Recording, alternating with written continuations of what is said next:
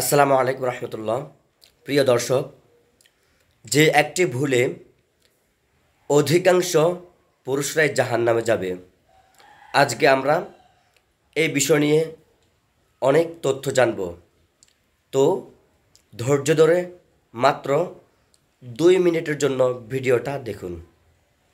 প্রিয় দর্শক, মহানবী সাল্লাল্লাহু আলাইহি সাল্লাম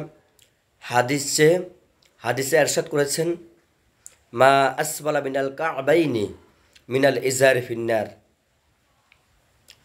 যে পুরুষের টাকনুর নিচে পায়জামা, লুঙ্গি বা ইত্যাদি দ্বারা ঢাকা থাকবে, তাহা জাহান্নামে যাবে। আমরা অধিকাংশ পুরুষরা দেখা যায় তাদের টাকনুর নিচে পায়জামা, প্যান্ট, লুঙ্গি।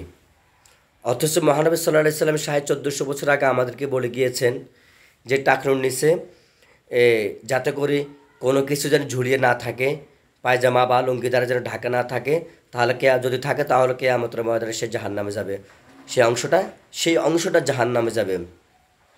আজকে বিজ্ঞানীরা এই গবেষণা করতে গিয়ে দেখে যে আমাদের যে টাকনুটা আছে, পায়ের গোয়ালিটা আছে, সেখানে অনেকগুলো হরমোন থাকে, যার মধ্যে টেস্টোস্টেরন একটা হরমোনও সেখানে থাকে।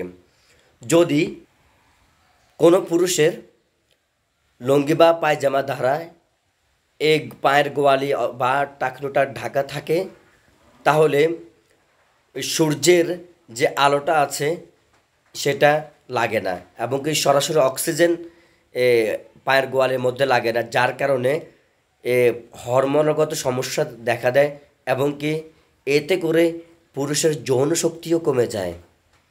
এজন্য প্রিয় বন্ধুরা, মোট কথা হচ্ছে বিজ্ঞানীরা প্রমাণ করেছে টাকনুর মধ্যে অনেক হরমোন থাকে, হরমোনের ভিতরে টেস্টোস্টেরন হরমোন আছে, এবং কি যে ব্যক্তির পায়ের মধ্যে ঢাকা থাকবে যে কোনো জিনিস দ্বারা, তাহলে সে অংশের ভিতরে অক্সিজেন লাগে না, সূর্যের আলো লাগে না, যার ফলে এই পুরুষের যৌনশক্তি হ্রাস পেতে থাকে, কমতে থাকে।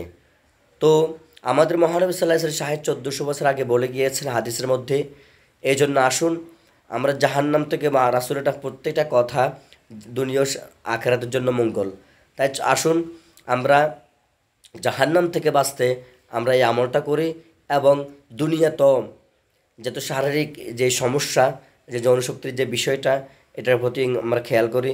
রাসূলের সাল্লাল্লাহু আলাইহি সাল্লামের যে কথাগুলো বলেছেন, আজ বিজ্ঞান তা ঘেটে দেখতেছে যে রাসূল সাল্লাল্লাহু আলাইহি সাল্লামের প্রতিটা কথা বিজ্ঞানের সাথে মিলে যাচ্ছে।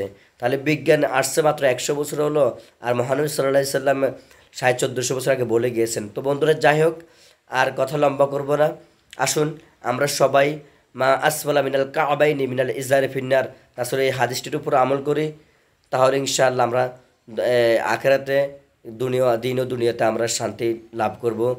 এই বলে আজকের জন্য ভিডিওটা এখানে শেষ করলাম। ভালো লাগলে চ্যানেলটি সাবস্ক্রাইব করবেন এবং ভিডিওটা শেয়ার করে যারা জানে না তাদেরকে জানিয়ে দেবেন, তাহলে আপনিও সওয়াবের অংশীদারী হবেন।